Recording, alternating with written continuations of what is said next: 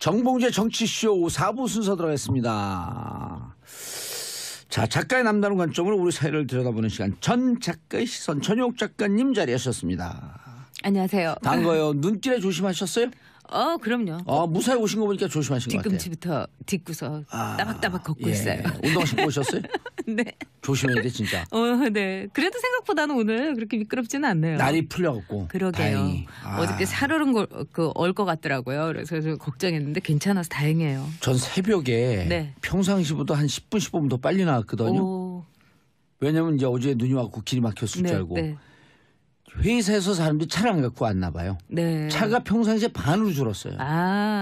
센터 달리셨네. 길이 안 먹히더라고요. 원래 새벽에 뭐 안 막히는데 뭘 또 그렇게 엄살을. 며칠 전에 막혀갖고.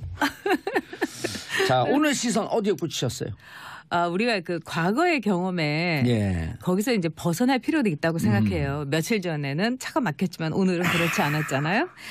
저는 그 안철수 대표의 어떤 승부수, 이 전 당원 투표에 이제 자신의 정치적 생명은 물론 그 바른 정당하고의 통합을 걸겠다 하는 것이 전반적으로 굉장히 냉소적으로 보고 있는 것 같아요.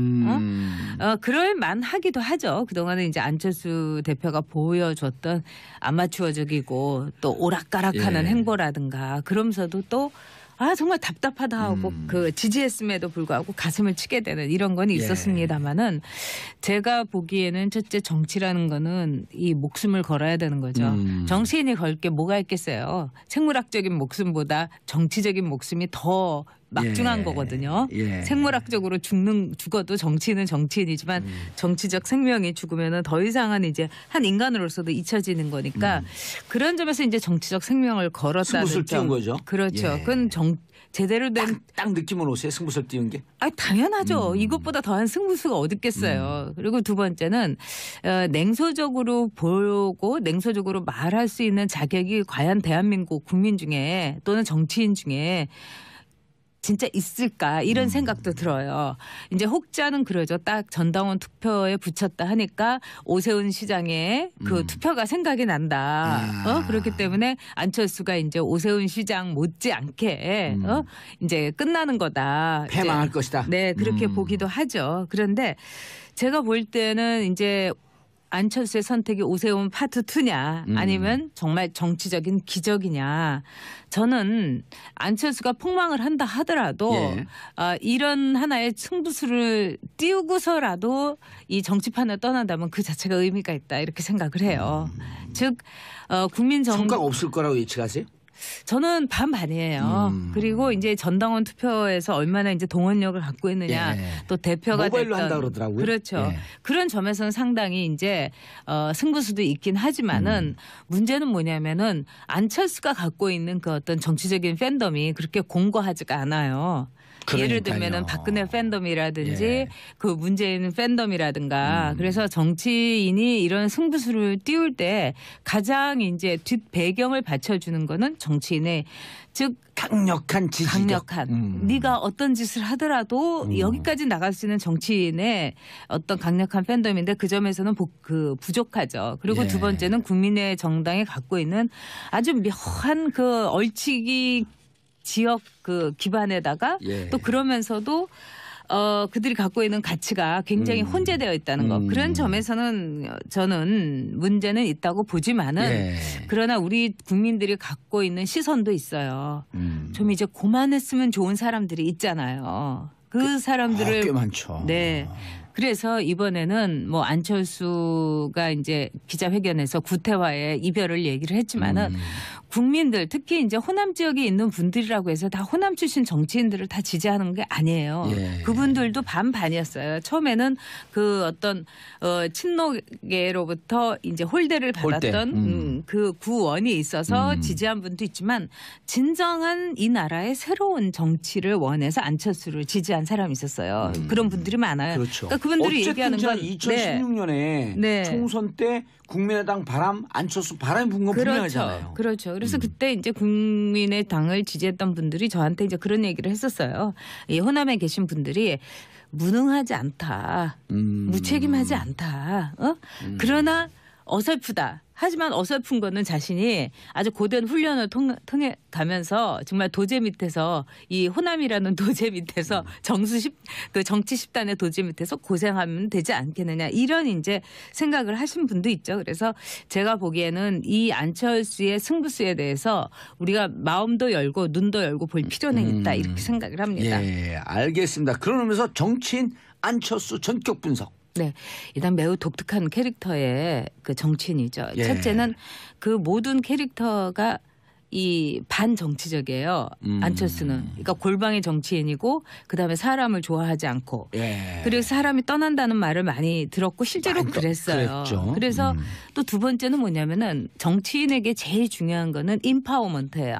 그러니까 각자의 자신을 도와주는 지지 세력 혹은 정치인들에게 당신은 뭘 해달라고 확실하게 임무를 줘야 돼요. 아, 그게 임무임과 동시에 신뢰. 그렇죠. 그리고 자기 자신도 여기서는 손을 띄어야 되는 거죠. 근데 이제 안철수 그 후보가 지난 대선에서 마지막에 했던 거는 나 홀로 뚜벅이 그러니까요. 유세였어요. 이거는 뭐냐면은 다른 사람들이 뭐 할 거를 지정해 주지 않은 채 나 혼자서 김사과처럼 뚜벅이처럼 돌아다닌다고 하면 이거는 사실은 선거 운동으로서는 상당히 비조직적이고 원시적이고 무모한 거예요. 근데 그런 점에서 이제 최장직 교수가 이제 안철수의 그 정책 네트워크 내일의 이사장을 그만두면서 이런 얘기를 했죠. 나의 역할이 없었다.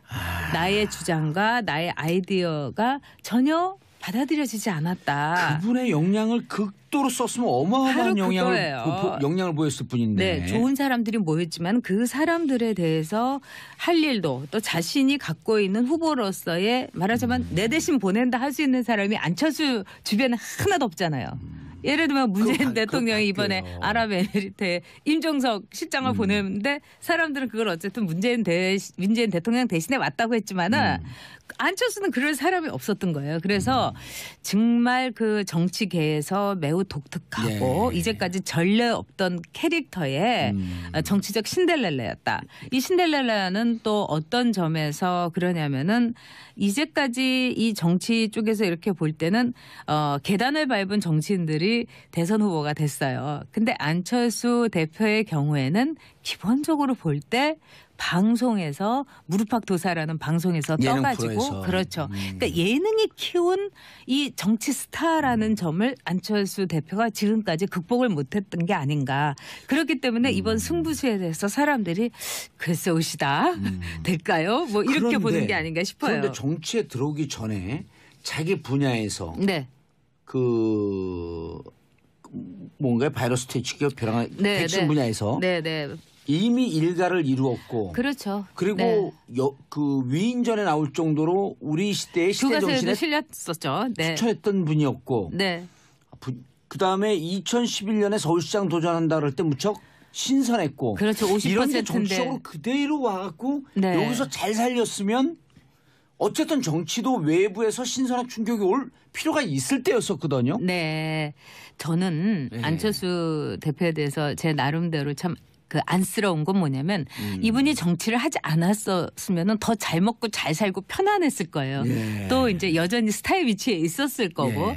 근데 정치라는 데 뛰어든 거는 아마도 매우 순수한 의지가 아니었을까. 진정한 선의가 아니었을까 이런 생각이 들어요. 즉 자신에게 50%의 지지를 준 이런 국민들의 지지를 보면 이건 정말 안철수 새 정치에 대한 기대다. 그러면 이거를 내가 거부한다는 건 매우 오만하고 또 직무유기가 아닌가. 저는 이런 순수한 의지에서 출발했다고 생각해요. 근데 정치라는 거는 순수한 의지를 망가뜨리고 또 발목을 잡고 조롱하고 냉소하고 이런 거죠. 근데 그거를 안철수 대표가 이겨냈어야 되는데 지금으로 볼 때는 만신창이 일보 직전에 가서 정말 피눈물을 삼키면서 승부수를 던졌다. 이렇게밖에 볼 수가 없죠. 전 작가님 지나온 얘기지만 2011년 10월 26일 서울시장 재보궐선거였을 때 지금의 그 박원순 당시 후보는 5%도 안 나오는 최약체 후보였었거든요. 그럴 때 이제 안철수 당시 일반 민간인이지만 안철수 당시 같은 경우는 50%가 넘어가요. 그때 당시에 시계를 되돌릴 수 있다면 그때 본인이 서울시장에 도전하는 게 맞았다? 저는 맞았다고 생각해요. 그렇지만 이제 또 한편으로는 안철수라는 한 개인이 볼 때 우리 정치에서 늘 지지율 싸움으로 할 때 그거를 부수고 싶었던 것도 자기의 새 정치라고 생각했을 거예요. 즉 5%의 지지에 대해서 50%가 양보하고 물러선다는 것도 어떻게 보면은 안철수가 갖고 있던 어떤 새로운 정치의 모습이었기 때문에 오히려 유권자들은 그때 열광했죠. 그래서 삽시간에 순식간에 눈을 떠보니까 대선 후보가 돼버린 거예요. 근데 그 대선에서도 이제 당시에 문재인 후보에게 이제 양보를 했었는데 이런 양보의 정치에 대해서 열광했던 유권자들을 잡아두려면 어떤 게 있어야 되냐. 정치라는 건 뭐냐면 그러니까요, 진짜. 그렇죠. 즉 자신의 장점을 살렸어야 돼요. 안철수가. 근데 안철수 대표는 정치인으로서의 자신의 장점을 오히려 버리면서 민주당에 입당하고 또 민주당을 탈당해가지고 그다음에 국민의당이라는 어떻게 보면은 거기에서 이 호남 쪽에서도 그분은 이제 그만하셨으면 정말 오래 하셨고 그동안 정말 수고하셨으니까 요새 말로 그런 분들하고 다시 손을 잡은 데서 안철수의 패착이 있었다. 지금 안철수 대표가 하는 행보를 보면 참 고난의 행군이나 마찬가지인데 아마 그때 꼿꼿하게 자기의 위치를 점하고 있었으면 지금 굉장히 다른 성적표를 받아들일 수도 있었을 겁니다. 예. 전영욱 작가님께서 보시기에 이제까지 여러 이제 잘못된 선택이 있었다라고들 많이들 얘기하는데 정치를 깊게 이해하고 깊게 바라보는 시선에서 정치인 안철수로서 가장 잘못된 선택이 뭐였었던 것 같아요? 제가 보기에는 어디서부터 이게 잘못 민주당에 들어간 거였다고 생각해요. 네, 지금 안철수는 그 당시 굉장히 많은 자산을 갖고 있었잖아요.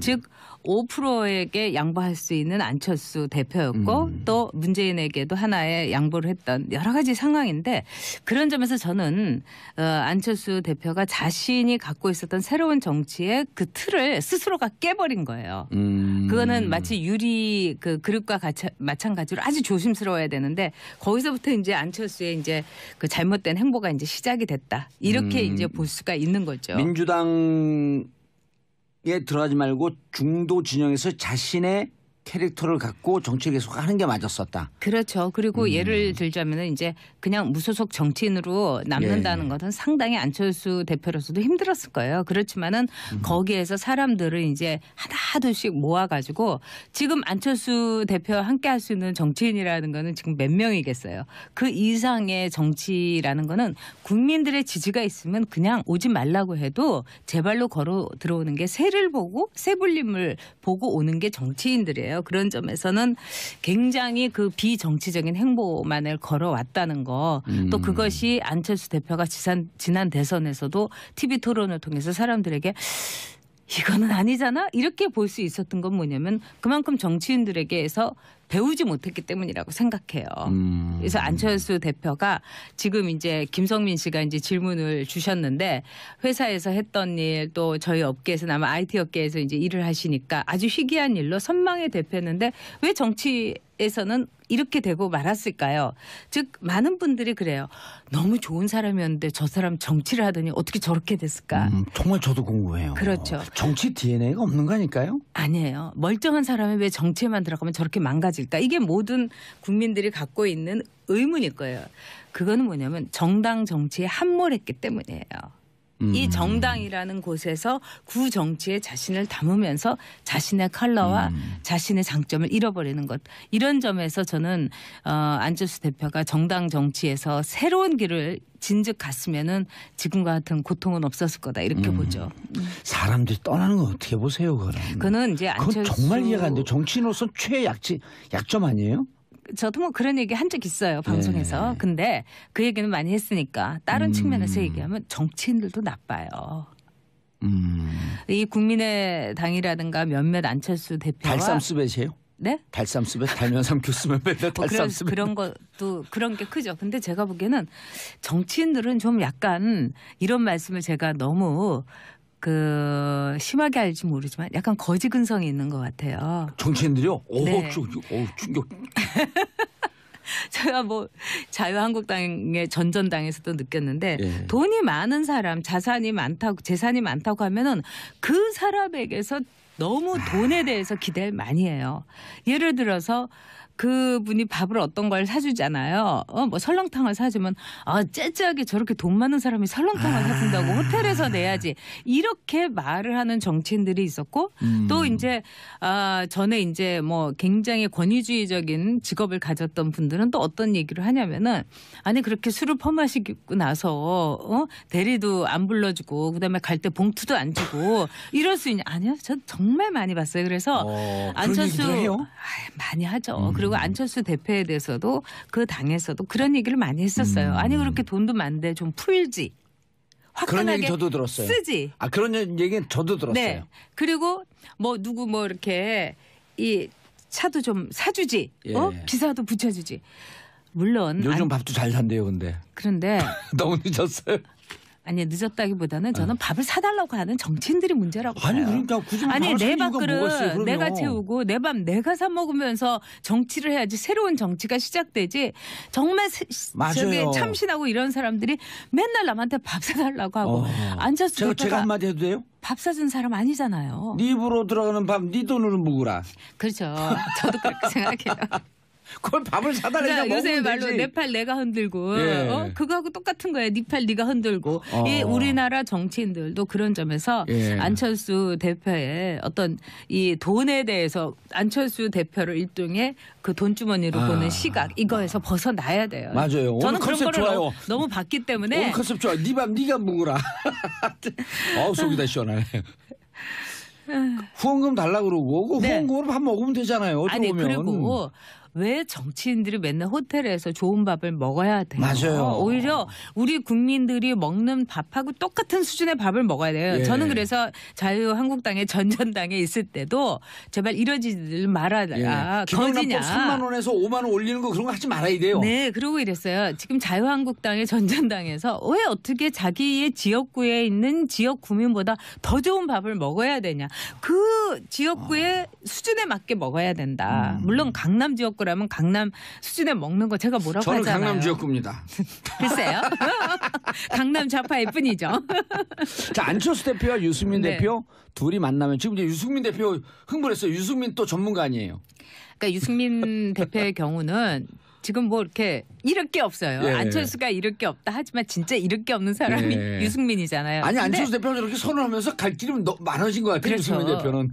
그렇고 또 안철수 그 대표가 시간 많아요. 괜찮아요. 이 실패를 한다 하더라도 안철수라는 한 정치인이 여기서 상처를 입고 또 마침내 정치적인 목숨을 정말 단두대에서 이렇게 사라지게 했지만 그는 이슬이 아닐 거라고 저는 생각을 해요. 사라진다 한들.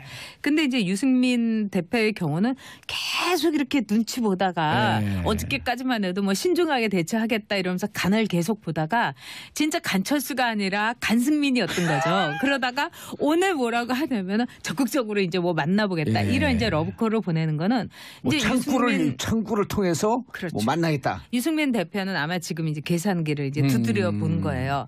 일단 이 통합이 됐으면 누가 대표가 되면 좋을까 이런 여론조사에서 유승민이 안철수를 앞섰잖아요. 앞섰어요. 그런 점에서 매우 한껏 고무돼 있고 두 번째는 내가 안철수쯤이야 이런 식의 굉장히 이 유승민 대표는 마초 기질이 있어요. 정치적으로도 마초 기질이 여러 차례 있고. 하셨잖아요. 그렇기 때문에 이제 정치적인 마초 본능이 되살아난 거예요. 그리고 또 다른 정치인들 좀 알로 보는 기질도 있고. 그런 거 있죠. 내가 굉장히 똑똑하니까. 그렇기 때문에 안철수 대표의 이런 행보에 대해서 지금 안철수 대표가 자신을 던졌기 때문에 내가 이렇게 가만히 있다가는 정치라는 거는 행동하는 사람의 것이에요. 맞아요. 언제 뒤집힐지 모르는 거예요. 그러니까 수동태로 있다간 이러다가 내가 또 이렇게 또 여론조사라는 건 언제 또 뒤집힐지 모르는 거니까 지금 빨리 깃발을 꽂아야 되겠다. 이래가지고 오늘 강력한 멘트를 했더라고요. 적극적으로 이제 한번 우리 합당에 대해서 절차도 알아보자 이러는데 정치는 제가 맨날 다큐라고 하면서 예능이 아니라고 하는데 일단 드라마라는 점에 있어서 누가 더 드라마틱하게 정치적인 행보를 가느냐 이런 점에서는 지금 안철수가 상당히 앞서 있다 이렇게 보고 있어요. 통합 반대파인 박지원 전 대표가 3, 4등이 합당하면 꼴등 된다. 근거한 논리적 근거는 없는데 뭔가 말이 그럴듯해 보여요. 지금 이제 박지원 전 대표에 대해서는 많은 사람들이 그분에 대해서 그분은 뭘 갖고 있다. 또 그분은 뭐가 풍부하다. 뭐 이런 거에 뭐라는 건 아마 뭐 그분이 특출한 정치적인 팬덤이 있는 것도 아니고 능력이 있는 것도 아니고 미래가 있는 것도 아니고 뭘 갖고 있는지 아실 거예요. 그런 점에서 박지원 대표에 대해서 만만치 않게 보는 건 사실이죠. 그러나 제가 보기에는 이제 정치인이 자기 소명을 다해야 될 때가 있어요. 그 중에 하나가 사라져 주는 거예요. 네? 사라져 주는 거. 그 전에 저는 호남을 위해서 이분이 좀 사라져 주셨으면 좋겠어요. 아니 17대를 끝나고 그만둔 김용갑 의원인가요? 삼선하고 떠난 분. 여의도 보면서 나 할 만큼 다 했다. 이게 무슨 마르고 닳도록 대를 이어서 할 직업이냐 하면서 던졌을 때 그분이 우리 솔직히 말씀드리면 좌파나 진보 중에서 보수 꼴통이라고 표현했었거든요. 근데 떠날 때 깔끔하게 떠나는 모습을 보면서 이미지가 완전히 틀려지더라고. 그리고 국회에서도 그분하고 같이 상임위를 했던 김용갑 씨 맞죠? 김용갑 의원 다 그때 열린우리당 의원들조차도 굉장히 좋아했어요. 왜냐하면 같이 상임위를 해보면 10분 전에 딱 와서 있으시고 그다음에 아주 깔끔한 분이에요. 멋진 모습이었어요. 지나보면. 그리고 이제 김용갑 의원하고 저거는 참 잘 지냈는데 나중에 이제 제가 박근혜 전 대통령한테 등을 돌려서 저를 무지무지 미워하셨어요. 박근혜 대통령하고 또 친했나요? 그분하고? 그분은 대단한 박근혜 친박. 그렇지만은 그분이 최근 들어서 인터뷰를 하면서 내가 국민들에게 면목이 없다. 박근혜를 지지했기 때문에 그리고 이럴 줄 몰랐다. 그럼요. 그래서 처절한 어떤 반성문을 쓰셨는데 저는 그런 것이 노 정치인의 모습이라고 생각해요. 노 정치인은 사라져 줄 때를 알아야 되는 거예요. 안철수 대표 마지막 이제. 권력을 줄일 수 있을까요? 아마 힘들 겁니다. 그러나 유승민은요? 거기는 절대로 안 되고요. 저는 바람이 아니라 객관적 평가이신 거죠? 그럼요. 그런 점에서 저는 안철수 대표가 이번에 승부수를 던진 거에 대해서 그분의 정치적인 어떤 포텐셜, 잠재력이 터진 거다 이렇게 보고 있어요. 알겠습니다. 전 작가님 인사하시고요. 네, 다음 주에 또 뵐게요. 저는 내일 오전 10시 정봉재 정치쇼 4부 순서 들어가겠습니다. 자, 작가의 남다른 관점으로 우리 사회를 들여다보는 시간 전 작가의 시선 전효옥 작가님 자리하셨습니다. 안녕하세요. 반가워요. 눈길에 조심하셨어요? 그럼요. 무사히 오신 거 보니까 조심하신 것 같아요. 뒤꿈치부터 뒷구서 따박따박 걷고 있어요. 운동화 신고 오셨어요? 네. 조심해야 돼 진짜. 네. 그래도 생각보다는 오늘 그렇게 미끄럽지는 않네요. 날이 풀려갖고. 그러게요. 어저께 살얼은 얼 것 같더라고요. 그래서 좀 걱정했는데 괜찮아서 다행이에요. 전 새벽에 평상시보다 한 10분 15분 더 빨리 나왔거든요. 왜냐면 이제 어제 눈이 왔고 길이 막혔을 줄 알고. 회사에서 사람들이 차를 안 갖고 왔나 봐요. 차가 평상시에 반으로 줄었어요.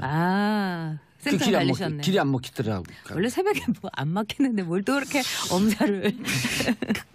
며칠 전에 막혀갖고. 자, 오늘 시선 어디에 꽂히셨어요? 우리가 과거의 경험에 거기서 이제 벗어날 필요도 있다고 생각해요. 며칠 전에는 차가 막혔지만 오늘은 그렇지 않았잖아요. 저는 안철수 대표의 어떤 승부수, 이 전 당원 투표에 이제 자신의 정치적 생명은 물론 바른 정당하고의 통합을 걸겠다 하는 것이 전반적으로 굉장히 냉소적으로 보고 있는 것 같아요. 그럴 만하기도 하죠. 그동안에 이제 안철수 대표가 보여줬던 아마추어적이고 또 오락가락하는 행보라든가 그러면서도 또 정말 답답하다 하고 지지했음에도 불구하고 가슴을 치게 되는 이런 건 있었습니다마는 제가 보기에는 첫째 정치라는 거는 이 목숨을 꺼 있는 후보로서의 말하자면 내 대신 보낸다 할 수 있는 사람이 안철수 주변에 하나도 없잖아요.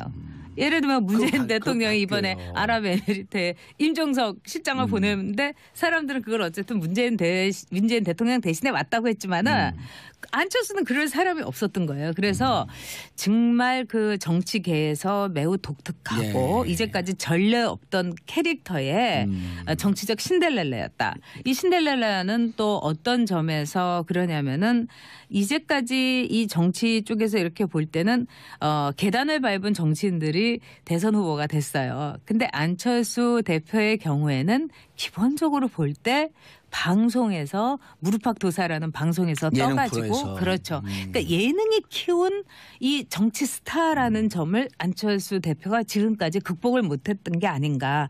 그렇기 때문에 이번 승부수에 대해서 사람들이 글쎄 옷이다 될까요? 뭐 이렇게 보는 게 아닌가 싶어요. 그런데 정치에 들어오기 전에 자기 분야에서 네. 뭔가 바이러스 퇴치기업 벼랑 네, 백신 네. 분야에서 네, 네. 이미 일가를 이루었고 그렇죠. 그리고 네. 그 위인전에 나올 정도로 우리 시대의 시대 정신에 실렸었죠. 네. 추천했던 분이었고 네. 그다음에 2011년에 서울시장 도전한다 그럴 때 무척 신선했고 그렇죠. 50%인데 이런데 정치적으로 그대로 와갖고 네. 여기서 잘 살렸으면 어쨌든 정치도 외부에서 신선한 충격이 올 필요가 있을 때였었거든요. 네. 저는 네. 안철수 대표에 대해서 제 나름대로 참 70단의 도지 밑에서 고생하면 되지 않겠느냐 이런 이제 생각을 하신 분도 있죠. 그래서 제가 보기에는 이 안철수의 승부수에 대해서 우리가 마음도 열고 눈도 열고 볼 필요는 있다 이렇게 생각을 합니다. 예, 알겠습니다. 그러면서 정치인 안철수 전격 분석. 네. 일단 매우 독특한 캐릭터의 그 정치인이죠. 예. 첫째는 그 모든 캐릭터가 이 반정치적이에요. 안철수는. 그러니까 골방의 정치인이고 그다음에 사람을 좋아하지 않고 예. 그리고 사람이 떠난다는 말을 많이 들었고 실제로 많이 그랬어요. 그랬죠. 그래서 또 두 번째는 뭐냐면은 정치인에게 제일 중요한 거는 인파워먼트예요. 그러니까 각자의 자신을 도와주는 지지 세력 혹은 정치인들에게 당신은 뭘 해달라고 확실하게 임무를 줘야 돼요. 아, 그게 임무임과 동시에 신뢰. 그렇죠. 그리고 자기 자신도 여기서는 손을 띄어야 되는 거죠. 근데 이제 안철수 그 후보가 지난 대선에서 마지막에 했던 거는 나 홀로 뚜벅이 그러니까요. 유세였어요. 이거는 뭐냐면은 전혀 정치적이지 다른 사람들이 않아요. 뭐 할 거를 지정해주지 않은 채 나 혼자서 김삿갓처럼 뚜벅이처럼 돌아다닌다고 하면 이거는 사실은 선거운동으로서는 상당히 비조직적이고 원시적이고 무모한 거예요. 근데 그런 점에서 이제 최장집 교수가 이제 안철수의 그 정책 네트워크 내일의 이사장을 그만두면서 이런 얘기를 했죠. 나의 역할이 없었다. 나의 주장과 나의 아이디어가 전혀 받아들여지지 않았다. 그분의 역량을 극도로 썼으면 어마어마한 바로 영향을 보였을 뿐인데. 네, 좋은 사람들이 모였지만 그 사람들에 대해서 할 일도 또 자신이 갖고서 정치인이 이런 승부수를 띄울 때 가장 이제 뒷 배경을 받쳐주는 거는 정치인의 즉 강력한 지지력. 강력한 네가 어떤 짓을 하더라도 여기까지 나갈 수 있는 정치인의 어떤 강력한 팬덤인데 그 점에서는 부족하죠. 그리고 예. 두 번째는 국민의 정당이 갖고 있는 아주 묘한 그 얼치기 지역 그 기반에다가 예. 또 그러면서도 그들이 갖고 있는 가치가 굉장히 혼재되어 있다는 것. 그런 점에서는 저는 문제는 있다고 보지만은 예. 그러나 우리 국민들이 갖고 있는 시선도 있어요. 좀 이제 고만했으면 좋은 사람들이 있잖아요. 그 사람들을 꽤 많죠. 네. 그래서 이번에는 뭐 안철수가 이제 기자회견에서 구태와의 이별을 얘기를 했지만은 국민들 특히 이제 호남 지역에 있는 분들이라고 해서 다 호남 출신 정치인들을 다 지지하는 게 아니에요. 예. 그분들도 반반이었어요. 처음에는 그 어떤 친노계로부터 이제 홀대를 받았던 그 구원이 있어서 지지한 분도 있지만 진정한 이 나라의 새로운 정치를 원해서 안철수를 지지한 사람이 있었어요. 그런 분들이 많아요. 그렇죠. 그러니까 그분들이 어쨌든 얘기하는 건 2016년에 네. 총선 때 국민의당 바람, 안철수 바람이 분 건 분명하잖아요. 그렇죠. 그래서 그때 이제 국민의당을 지지했던 분들이 저한테 이제 그런 얘기를 했었어요. 이 호남에 계신 분들이 무능하지 않다, 무책임하지 않다. 그러나 어설프다. 하지만 어설픈 거는 자신이 아주 고된 훈련을 통해 가면서 정말 도제 밑에서 이 호남이라는 도제 밑에서 정 걸어야 되는 거죠. 정치인이 걸 게 뭐가 있겠어요. 생물학적인 목숨보다 정치적인 목숨이 더 막중한 거거든요. 예. 생물학적으로 죽어도 정치인은 정치인이지만 정치적 생명이 죽으면은 더 이상은 이제 한 인간으로서도 잊혀지는 거니까 그런 점에서 이제 정치적 생명을 걸었다는 승부수를 띄운 거죠. 그렇죠. 예. 그건 제대로 된 딱 느낌을 오세요. 승부수를 띄운 게. 당연하죠. 이것보다 더한 승부수가 어디 있겠어요. 그리고 두 번째는 냉소적으로 보고 냉소적으로 말할 수 있는 자격이 과연 대한민국 국민 중에 또는 정치인 중에 진짜 있을까 이런 생각도 들어요. 이제 혹자는 그러죠. 딱 전당원 투표에 붙였다 하니까 오세훈 시장의 그 투표가 생각이 난다. 그렇기 때문에 안철수가 이제 오세훈 시장 못지않게 이제 끝나는 거다. 패망할 것이다. 네, 그렇게 보기도 하죠. 그런데 제가 볼 때는 이제 안철수의 선택이 오세훈 파트 2냐 아니면 정말 정치적인 기적이냐. 저는 안철수가 폭망을 한다 하더라도 이런 하나의 승부수를 띄우고서라도 이 정치판을 떠난다면 그 자체가 의미가 있다 이렇게 생각을 해요. 즉 국민 성과가 없을 거라고 예측하세요? 저는 반반이에요. 그리고 이제 전당원 투표에서 얼마나 이제 동원력을 갖고 있느냐, 또 대표가 모바일로 됐던 한다 그러더라고요. 그렇죠. 그런 점에서는 상당히 이제 승부수도 있긴 하지만은 문제는 뭐냐면은 안철수가 갖고 있는 그 어떤 정치적인 팬덤이 그렇게 공고하지가 않아요. 그러니까요. 예를 들면은 박근혜 팬덤이라든지 그 문재인 팬덤이라든가.